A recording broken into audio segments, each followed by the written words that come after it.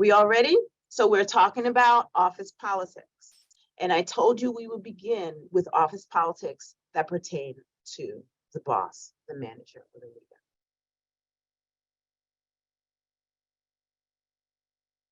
Okay, why is internal locus more important? So we're not saying that one is more important.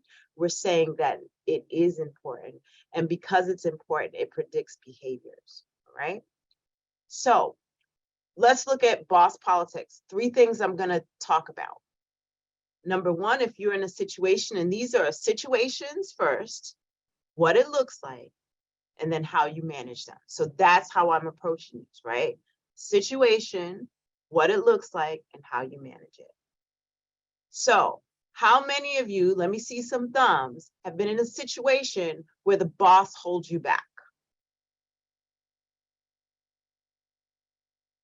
Okay. Okay. So the office politics is your perception the boss is holding you back. All right, the next one, how many of you has been in a situation where the boss pits you against your coworkers? Oh, whoa. Okay, so this is going to be relevant. All right. Okay. How many of you, finally, has been in a situation? And so everybody who has been in any of these situations, you're going to put up your thumbs and I'm going to see it. Who has a manager who's checked out?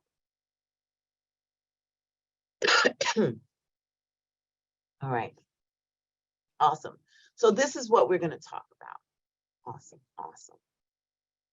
Take me to the next slide, Caesar.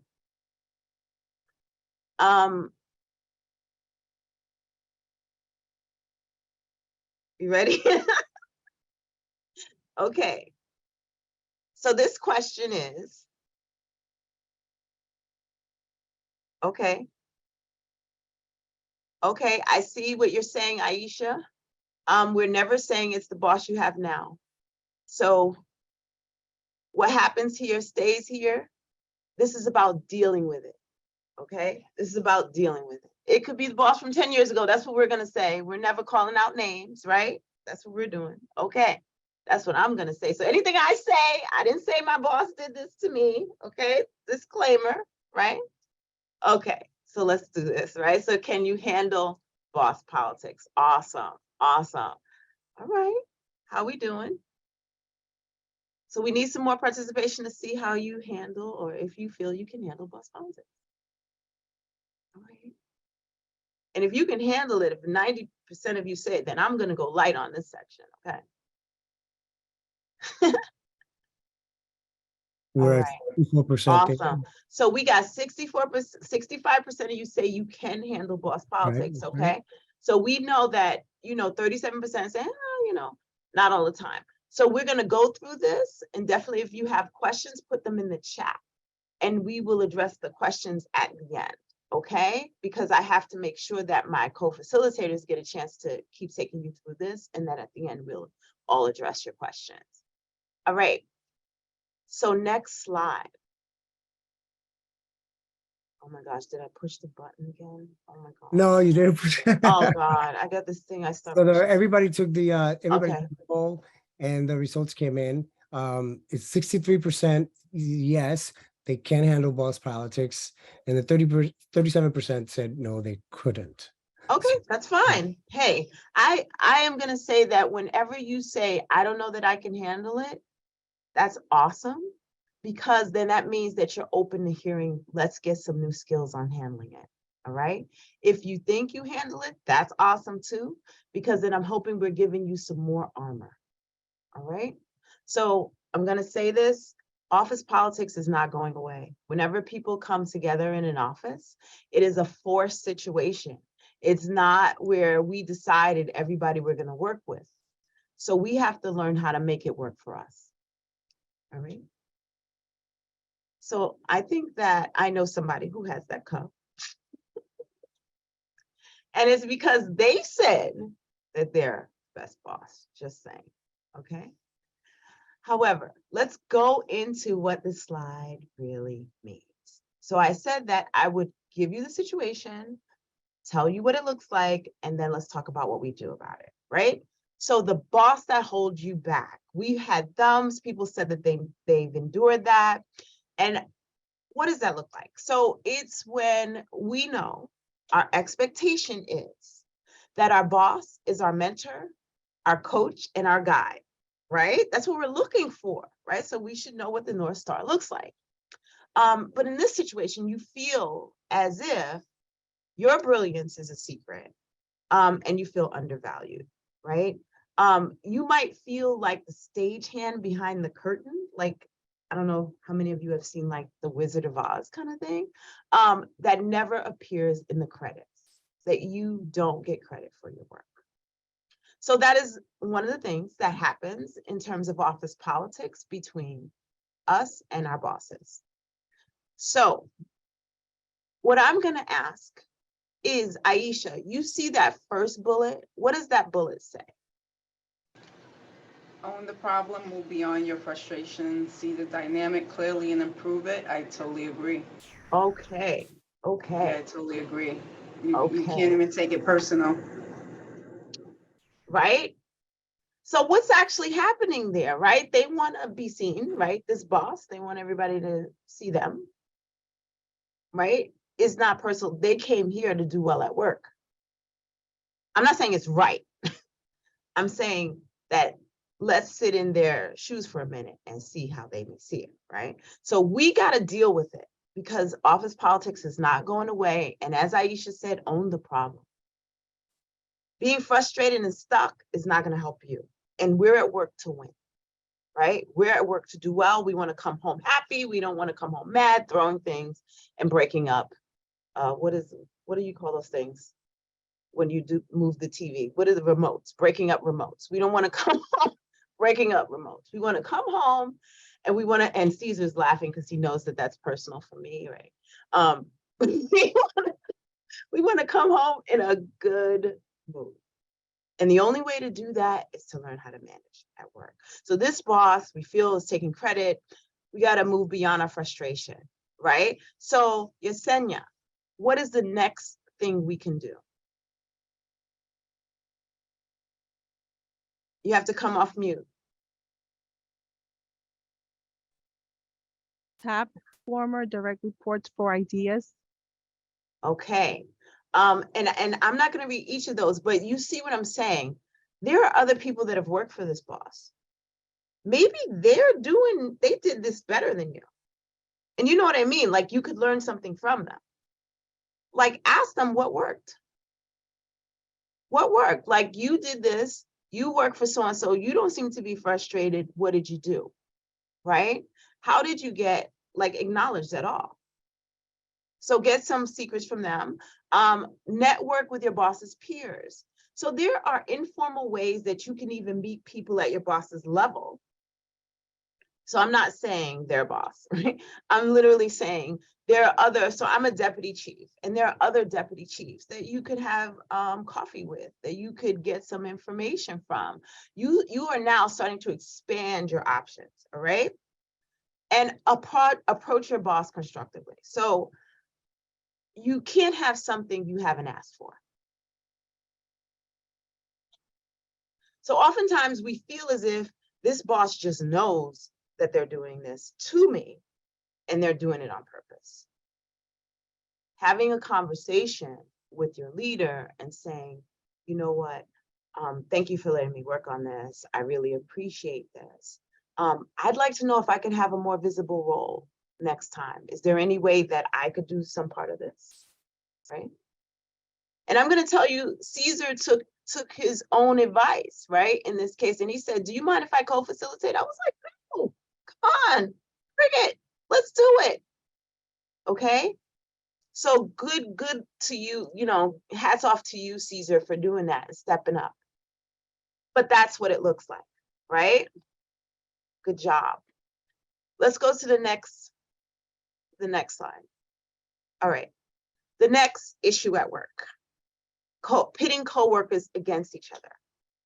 So I have my disclaimer, not everybody's doing this on purpose. Okay. I am going to ask Joan, bullet number 2. what are we talking about? If the situation looks like this, the boss is pitting coworkers against each other. And we have our disclaimer already that they're not intentionally doing this. If what we begin to see when the boss is pitting people against each other is that alpha dogs start to show up, what does that mean, Joan? So I know an alpha dog is somebody who is like a dominant personality who normally kind of has a big ego and wants to establish their superiority. I don't so much know what I guess it means to learn to work with them in this case.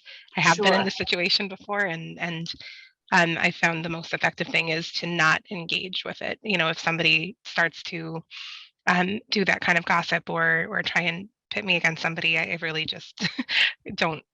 I don't engage with it because I think it's not appropriate for the workplace. So Exactly, right? Like, yes, people bring their whole selves to work. So they're an alpha dog, they're going to be an alpha dog wherever. But you don't need to do that, right? You don't need to try to be that. You just, honestly, you have to figure out how you're going to work with them. You can't avoid them. You can't fight them.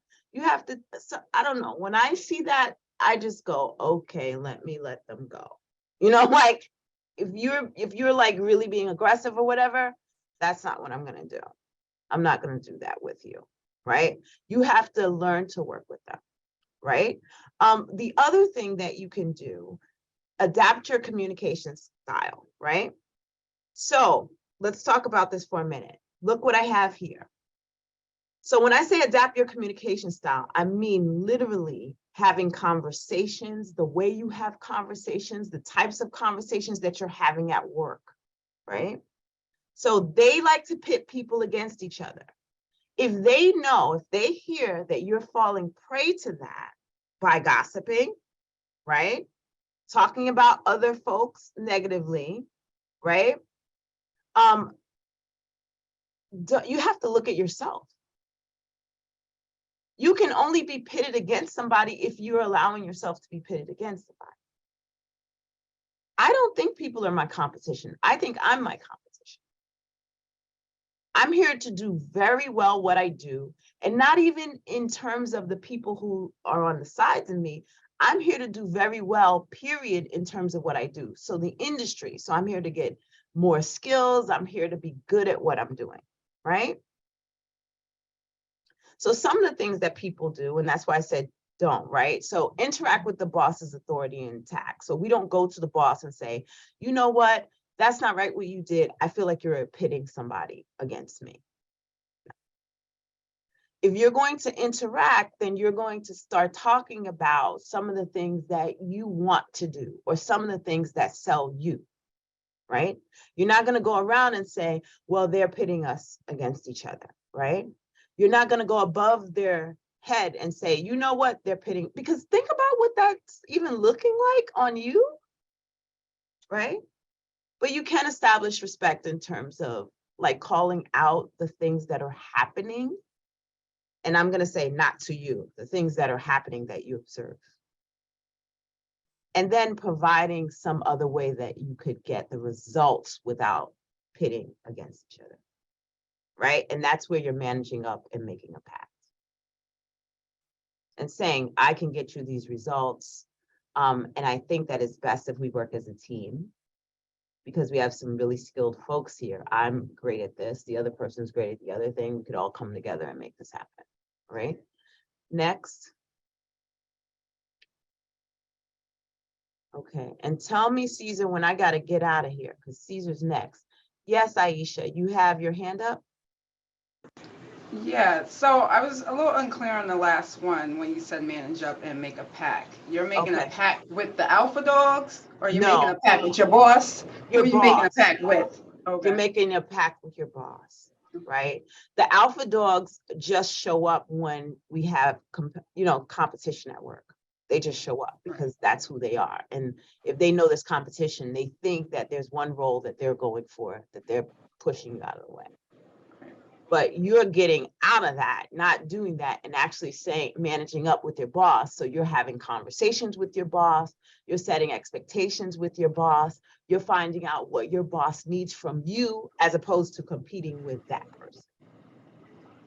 That make it Understood. easier? Okay, awesome. Yeah. All right, so the last boss politic is the manager who checked out or quietly quit. So we'll be looking, well, what's going on with my boss? I don't even think that they're really paying attention. What's going on? Are they even here? Are they ready to go? I think that they've just checked out. There's an opportunity in this for you. If the boss is checked out, then it's time for you to really step up. It's time for you to have a conversation. And you don't say to the boss, like, I realize you checked out, so I'm going to that meeting for you, right? But you can say, you know, do you need any help? I know that there are a lot of meetings that I could possibly attend. Do you mind if I do? There's a presentation I worked on for you, because they are like checking out. There's an opportunity for you. So what I have here is make delegation look good, right? That basically you're asking them to delegate to you, and you show up and show out with this, right? In a good way, right? You are also, because you know that this person is checking out, starting to build the network in your team and around your team, helping people. And I'm going to include the bottom, filling gaps. How can I help? So that you emerge as a person who is willing to help. What I've heard people say is, oh yeah, I don't know what they're doing, and they better not ask me to do it. That's actually not going to be helpful for you, right? This is a time when you step forward. Yes, Aisha. So it's always me, I'll tell you that now, but you already know. No problem. But I'm gonna table some of the questions to the end, because, Okay. and I'll take this one now because I know Okay. that there's more content. I'm just curious, how do you do that without seeming bossy? Okay. I also think for females in management roles or leadership positions, it's kind of, you either take lead and look like you're too aggressive, or you're too empathetic and then you look weak. So, Okay, I can weigh in. I think I have like the gender to do that. So in this organization in particular, there are many assertive women. It's how we get work done. So people are comfortable with that because we're only like 12% of the organization. And oftentimes we just have to come in knowing what we want. And so how you can do that is honestly to be prepared, right? So if someone's quietly quit and there's something that you like to do, it's having a conversation with that person and saying, I think I can help, right? It's not, do you think I can help? It's, I think I can help. There's some things that I've been working on, and I know that this is probably keeping you up at night. Do you mind if we talk about it? I have some answers. I could also, I know there's a meeting that you're always double booked for. I could go to that meeting and debrief you if you don't mind. Right? So there is a middle ground. You have to establish the value you bring to the table all the time, right? So I know there's certain things that I do and I do extremely well, right? There's other things I don't, and I don't lie about them, right? I'm really, you know, what do I say? Like, talent and development is my superpower. I made that clear to people. When it comes to building people, that's what I do. So I'll say, first, I took that stand. Next, how can I help you? Do you see the difference? All right. Okay, so I believe this is honestly where I've brought up the boss politic. So we're gonna move next to Caesar. Jump in, Caesar. Yeah, so now we're going into the coworker politics and the challenges that come with that. And you have your super competitive peer. You also have your bully, and also the disgruntled former employee or peer, or what is it? Yeah, peer. So anyway, super competitive. What does this look like? This is a highly competitive person. They're always bragging about their success, stops at nothing to get advantage over peers, and races over to high profile projects. I'm sure we've all worked with that person. And as we've always stated before, it's, you have to have a different mentality or see it from a different light and not, be pitted against somebody else. So if if you feed into it, they're going to even escalate it more. So just try to not to engage them. Also, what is that? So right. So why does this occur? Because of limited resources. They think that the company is only going to have enough for one, or there's not room for many promotions. So that's really why it happens. And then right, and fighting for the other opportunities. So how do we handle it? Again, reimagine what they think of you, or how you think of them.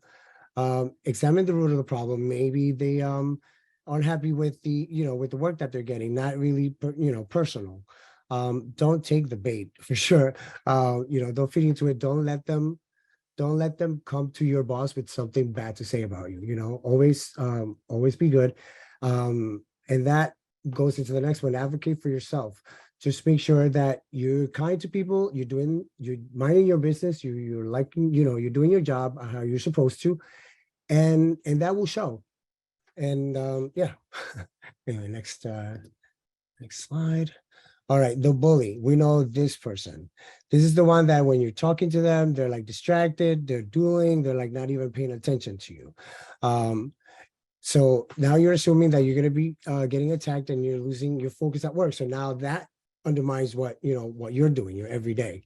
Is this psychological harassment or unintentional? What do you guys think about that? Thoughts?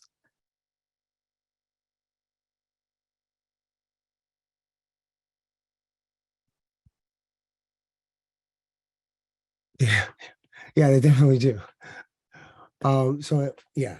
So why is that happening? Again, yes, exactly. Consider their intentions.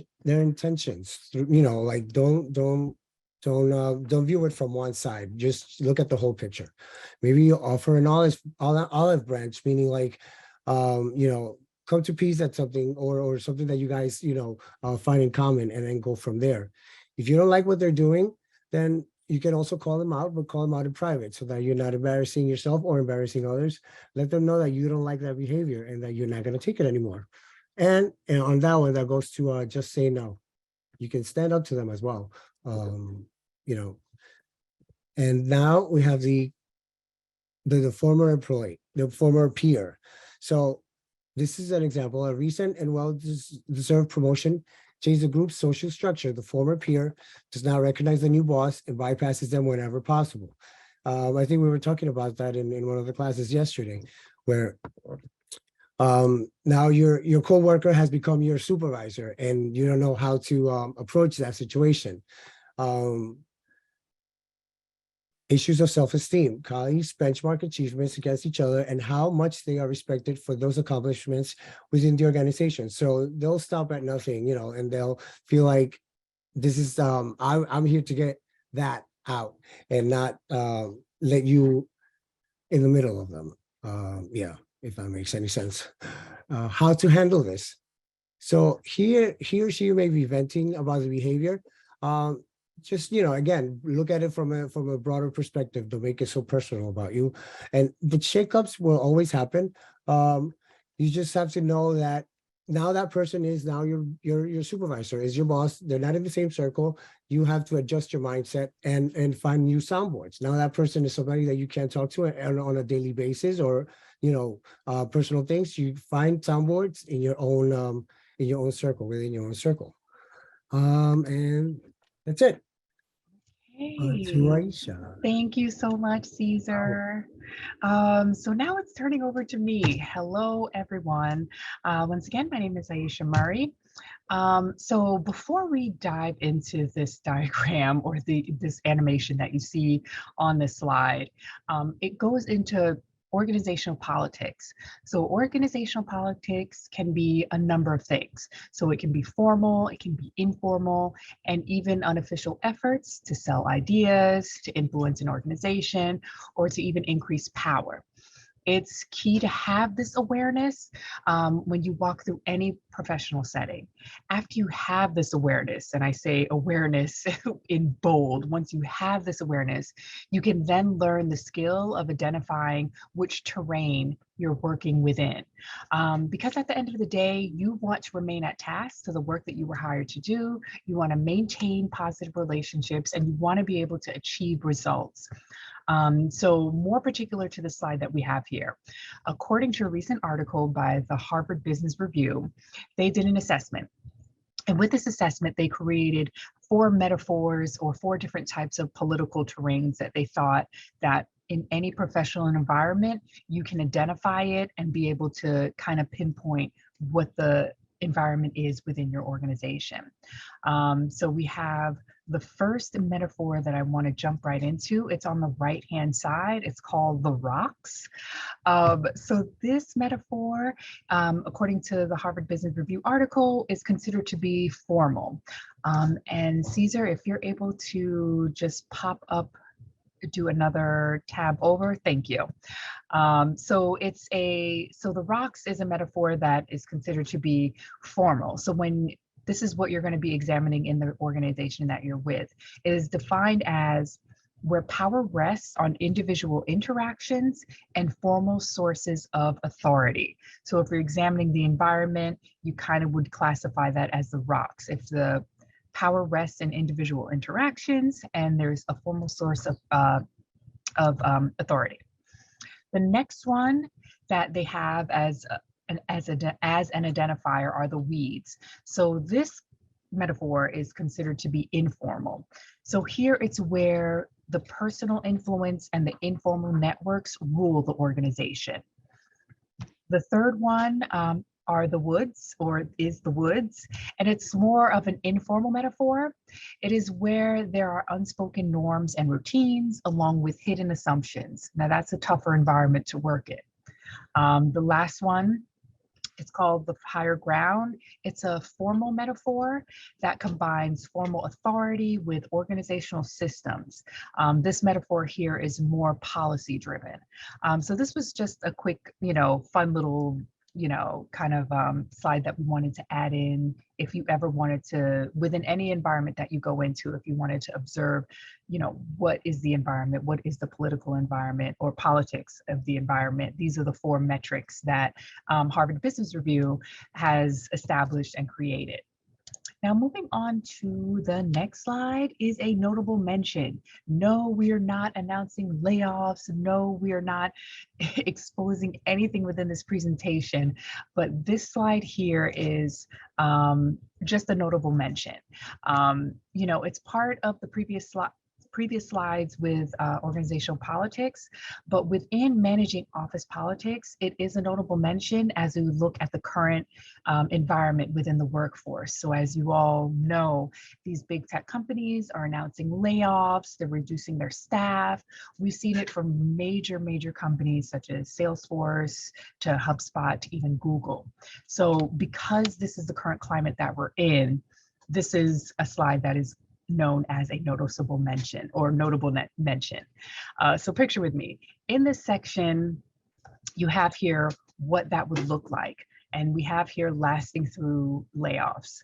So in this scenario, senior level staff are having closed doors meetings. You hear whispers and rumors along with experiencing of glad handling by your senior leaders. So let's say you were in this situation and you're noticing that things are just a little different than they used to be. And glad handling means it's just an overemphasis on longer extended smiles and interactions, as if they're politely walking on eggshells around you because there's going to be an announcement that's happening. So that's the scenario. Let's say we're in this scenario. And the reasoning behind that, you have here why this happens. So there's an environmental crisis and pressure. So when you feel the unease, know that there's an environmental crisis and pressure. We can sympathize with those folks who have experienced these layoffs recently. When reorgs happen, there is a ripple effect of organizations doing more with less staff. So my question for you all And this is not to say the MTA is going through any layoffs, but this is just so that we are mindful of the environment that we're in. How might some of you give advice or give suggestions on how one should last through layoffs? What are some of the key points that you can think of that you would give? And please feel free to write your responses in the chat, just like helpful pointers that you would give in kind of dealing through this. How can one last through going through layoffs? Or even if we look at what we've experienced with an agency-wide transformation, it's an organizational change. What are some pointers that we can think of when going through this? How can one maintain professional balance and also being strategic within their own professional lives? So what are some pointers that you guys can add in the chat? And there's no wrong answers. I just want to kind of get a feel for how you would give. Nice. Okay, creating a personal budget. Yes, just in case. So Aisha, thank you so much for adding that. So creating a personal budget just in case. Develop more skill sets. Yes, this is it. Giovanna, I think just doing your job is the best that you can do and helping where you can. You want to be seen as indispensable. Yes. Christina, educate yourself, learn as much as possible. Yes. Erica, review the current org chart. This is so true. Review the current org chart and see what potential changes may happen. This is perfect. This is exactly what I was looking for. And Caesar, if you can, and again, no wrong answers. Autumn, thank you. Be flexible and willing to adapt to change. If you can show some of those results that were taken just with the current environment and what were some of the tips in lasting through layoffs, if you can pull that up, which were some of the answers that we received in the chat responses. But to mention, keep calm. Aisha, like you said, skill up and carry on. There was a notable mention of, try not to be indispensable. You carry on in that way. Number 2, mentally prepare. Aisha, again, check your finances, create a budget for yourself. Number 3, get ahead of boss's questions. So if things are happening, you're seeing this glad handling behavior happening with senior leaders, you want to be able to just jot down questions and be very strategic about what the next steps will be. And yes, Richard, be willing to reinvent yourself. Yes, that actually goes along with the 4th point that we have here. Position yourself, show off and display your skills. So again, it's along with managing office politics. It's a notable mention with respect to the current climate that we're in with the multiple layoffs that we are seeing. So that was the lasting through layoff slide. The last slide that I'm going to present to you all kind of ties into the 2 slides that I've been covering. And so you have here the reframe what politics means to you. So we've given you guys some pointers of what office politics is. We've talked about, Harvard Business Review doing this assessment and this article on 4 different terrains that you can analyze what kind of organizational politics environment you're in. But what happens after that? For us in terms of self-care and professional, care for ourselves, there is a reframe what politics means to you. The first one we have here is awareness of your language and how it is framing your reality. And so to explain that more, start to be more aware of your language and how it's framing your reality. Specifically, how it frames the way you understand the work environment and how you choose to show up in it. Even in the terms of office politics, that can ignite some, negative thinking behind that. So consider changing your mindset for yourself. Try calling this office politics something else. Tell yourself, I'm building strategic relationships with my stakeholders, or I'm expanding my coalition of support. Something that builds the awareness and the language to reframe your reality so that you can survive and thrive through these office politics, because it can be stressful. Number two, invest time in your networks and building connections. Number two is really important because you want to be able to build positive relations deliberately with people who can be your allies, yes, but it's also important to step outside of your network comfort zone. So begin being more diverse in your connections. Think about, developing those connections outside of your department and even outside of your division. The third and last pointer that I would like to make, do politics on your own terms. Please do it on your own terms. Have a clear-eyed view on how you want to be effective without selling your soul and sacrificing your values. This is real. This will not only benefit you, but those colleagues and stakeholders who are counting on you to do the best job that you can do. All of us play a role in this form of politics, and getting better getting a better version that we want to play is critical in this whole piece of office politics. It's also critical in our career success and also in our personal well-being. So I would like to thank you all for listening to my little section on managing office politics. I'm going to take it back on over to our Deputy Chief, Ebel Stanford. Awesome job, Caesar and Aisha. Thank you so much. Thank you. I am just going to talk a little bit about the armor that you have, right? The armor that you have in dealing with office politics overall. And the armor is by building skills, right? So I told you that I'm big on talent development because most of the issues that I see happening come from something you just don't know. So you see what I'm saying? Like you just don't have the skill to deal with it.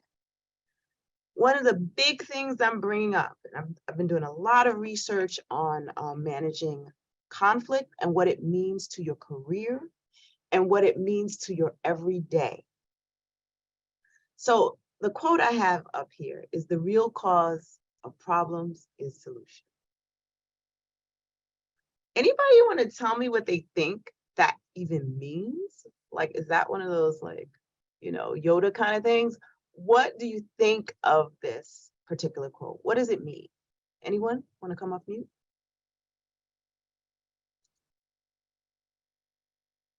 Okay. Should I pick somebody? I'm good at that. Anybody? Gabriella? Oh, someone, they're going to come off mute. I'm listening. I was just going to say maybe because you have the solution, and in order to do that solution, you're going to have problems to do that. I don't know. It's like backwards. Right? Right. We're supposed to get problems because they foster solutions. Everything that we encounter, every time we've grown, is because there was a problem. There was an uncomfortable space. There was something that we didn't like, and we had to get on the other side of it and create the solution for us. So the reason why we have problems is because we're supposed to create solutions. That's something that we can do. And when we're stuck, it's because we refuse to create a solution. So my team gets upset with me sometimes because I say reasons or results. Reasons or results. When you come to me and you say, well, this didn't happen, we weren't able to do this. I said, hold on.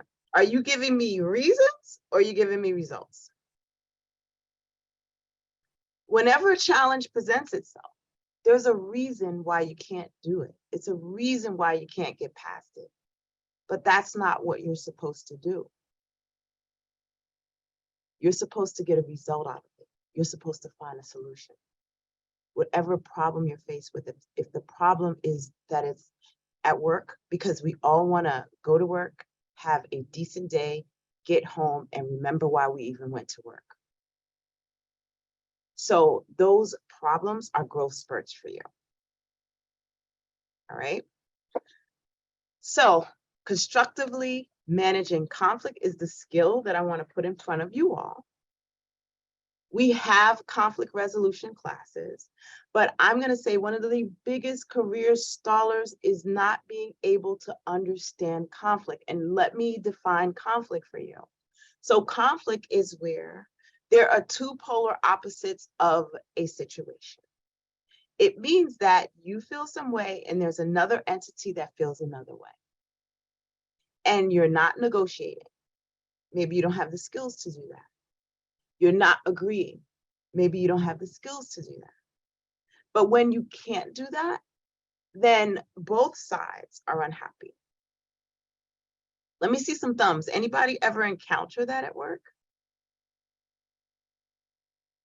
Yes, Elizabeth, it's true. Necessity is the mother of invention. Exactly. Anybody ever run into that? Yes, right? So conflict. So conflict, there's a lot of different ways to deal with conflict. One way is to get some emotional intelligence. We also teach that. And so let me tell you like the little quick view of what emotional intelligence is, right? So we always look at intellect like my IQ, I'm smart, I know a lot. We also look at intelligence as I'm wise, I've been here a long time. Neither of those help you to manage your emotions. So a lot of us say, well, you know, I did that because I was mad, as if being mad means you don't have to have a skill to get through the situation. What that shows you is that you don't know how to manage being mad, or you don't know how to manage your triggers. And with emotional intelligence, it is understanding what goes on with you emotionally. And it's also understanding how you deal with other people and what goes on when there's a problem between you and other people. So getting emotional intelligence, and to the extent that you can take some classes, do some reading, there's some good reading on it. It's something that you really need. I've had people come to me, I have a PhD and you didn't promote me. Oh boy, there might be a problem there. That the conversation you're having with me and the way you're having it with me may be the challenge. So learning to manage your emotions, right? Separating emotion from outcome. And you know that when I'm saying emotional intelligence, give yourself a couple of years. You're gonna start you're not gonna, if you come to me next year and say, I managed it, I got it, I'm gonna say, I doubt that. That means you weren't challenged enough, okay? It takes a couple of years because you have to realize what really gets you. And even if people do things to trigger you, and if you're excusing it, so you've got to manage it in every time. And manage separating emotion from outcome. If you came here to get something, get it. If you came here to get a promotion, find out what it means to get it, upskill and get it. If this is not in terms of your immediate group, if this is not where you need to be, then read every job description up on mta.info, find the closest thing and go for it. And if you don't get it, then look at why you didn't get it. If you come somewhere to get something, understand the road towards it and make no excuses. You're gonna get mad some days. There's gonna be people you don't like. Separate emotion from outcome. If you came here to be successful at work, manage your emotions, negotiate interests, and get on the other side of that. Are y'all with me so far? Okay. The third bullet, identify and resolve your conflict. All right. I'm getting power. Yeah, because I get serious about that. Because, you know, your enemy is your inner me, right? It's that person you're fighting every day, but you're putting it on everybody else. You gotta get this, right? And every day something's gonna show you a better way to handle you. All right? Identify and resolve your conflict. So I started off with your enemy is your enemy. It's the doubt you bring. It's the I'm pissed off, but I'm doing nothing about it, right? Start to talk to yourself, even just blank with yourself. If you don't want to show anything, write it down. Okay? All right, and understand different agendas. That you came here to do something, but so did everyone around the table at that meeting. Get some insight into what they came here to do so that you can negotiate interests. A lot of what you're doing at work is negotiating interests. So there was somebody, and I have, so I can get a little spicy sometimes. Right, Caesar? I can get spicy, right? So I decided to take my own advice and I said, let me go get coffee for somebody and let me speak with them because I felt that they were doing that still in the credit thing. And I said, what are you doing? They said, look, I am just trying to get a promotion here. That's what they said to me, clearly. I am just trying to get a promotion. And I'm going, well, you're doing it by saying you did my work. They said, I am just trying to get a promotion. So let me hear from the team now that we've been through almost an hour of office politics. What should I say to that person? Put it in the chat. What should I say? What are they saying, Caesar? What should I do? I came to them nice with the coffee and everything. Aisha said this is great constructive feedback that we're giving to everybody. Notice I was trying to avoid the subject there. Okay, I see. They're like, I don't know. I can't help you. We're gonna get some more books, right? Maybe another class. Can you take me to the next, if this is the final? Focus on yourself, says I love it. I love it. And that is it. What did you come here to do? Yes. Get better at being here for you. I came here, and I'm just going to give you a personal thing. I came here 8 years ago, and I wrote on a piece of paper, I'm going to be the chief learning officer. I didn't even know all of what that meant, and I knew they didn't have it here. But I looked at salary.com, what does a chief learning officer make? And I wrote that down. And then I looked at the responsibilities of chief learning officer. And then I said, I'm going to get these skills. I'm going to tell you what, 3 years ago at Transit, I was the AVP of training and professional development. So I came to Transit first. I became their chief learning officer, this version. And now for the MTA, I'm organizational design. So I'm the chief training authority here at the MTA. But I stay focused. And I tell my team, mind your business. Office politics can distract you. Don't let it distract you. We've given you some skills. Mind your business. You're your own enterprise and your biggest ally. So armor up, skill up, and do this. Okay? Awesome. Thank And you. that is it. Thank you guys for coming and joining us in this hour. That was yeah, testimonial.